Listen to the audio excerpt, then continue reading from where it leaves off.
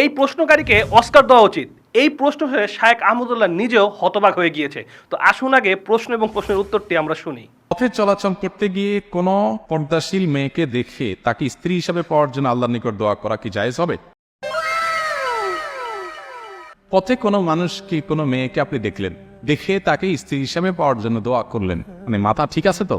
প্রশ্নকর্তাকে আমি বলতেছি, কিভাবে আপনি এই দোয়া করবেন? এই মহিলা যে কারোর বউ না, সেটা আপনি কিভাবে নিশ্চিত হয়েছেন বলেন? হতে পারে না এই ভদ্র মহিলা কারোর স্ত্রী, তাহলে আপনি কিভাবে তার দোয়া করবেন আল্লাহ অমুকের বউটা যেন আমি পেয়ে যাই? আপনি রাস্তায় কাউকে দেখছেন অচেনা অজানা, আপনি বলা নাই কোয়া নাই, তার ব্যাপারে জানা নাই, আদর্শে মুসলমান কিনা তাও জানি না, সে বিবাহিত কিনা তাও জানি না, হুট করে তার বিয়ের জন্য আপনি দান্দা করে করবেন। এগুলো তো পাপিষ্ট মানুষদের কাজ, যে যাকে দেখবে তাকেই শুধুমাত্র নিজের বউ হিসাবে কল্পনা করা শুরু করবে। কেন আল্লাহ তাআলা চোখের হেফাজত করতে বলছেন? আপনি যদি রাস্তায় এরকম দেখে দেখে শুধু দোয়া করে বেড়ান, তাহলে আল্লাহ তাআলা চোখের হেফাজত কেন করতে বলছেন? অতি দুঃখজনক একটি ব্যাপার যে শায়েকদের কাছে এমন প্রশ্ন মানুষরা করে থাকে।